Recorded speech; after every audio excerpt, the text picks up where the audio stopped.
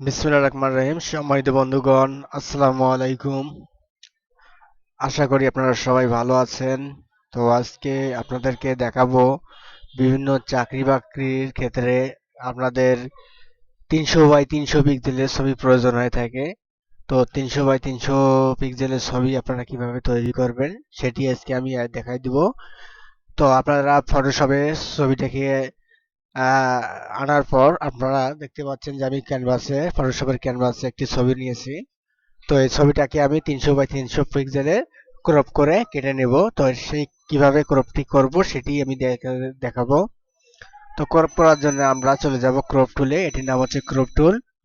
এই ক্রপ টুলে ক্লিক করব। ক্রপ টুলে ক্লিক করার সঙ্গে সঙ্গে আমার এখানে তিনটি ডায়লগ বক্স ওপেন হয়ে যাবে। একটা হচ্ছে হোয়াইট, একটা হচ্ছে ডি হাইট, একটা হচ্ছে রেজুলেশন।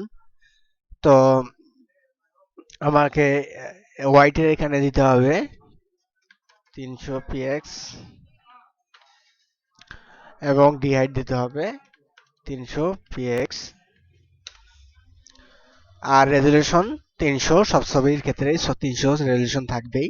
এখন আমি ছবির উপরে আসবো। আসার পরে মাউস ড্র্যাগ করে ধরে টেনে ছবিটা মাপ মতো করে নেব। এখন আমি কিবোর্ড থেকে যদি এন্টার বাটন প্রেস করি তাহলে ছবিটা কিন্তু 300 বাই 300 পিক্সেলে ক্রপিং হয়ে যাবে।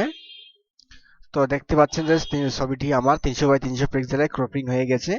এখন ইচ্ছা করলে আমি যে কোনো জায়গায় এই ছবিটাকে প্রোভাইড করতে পারবো।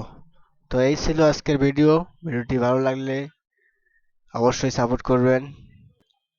ধন্যবাদ, ভালো থাকুন। আল্লাহ হাফেজ।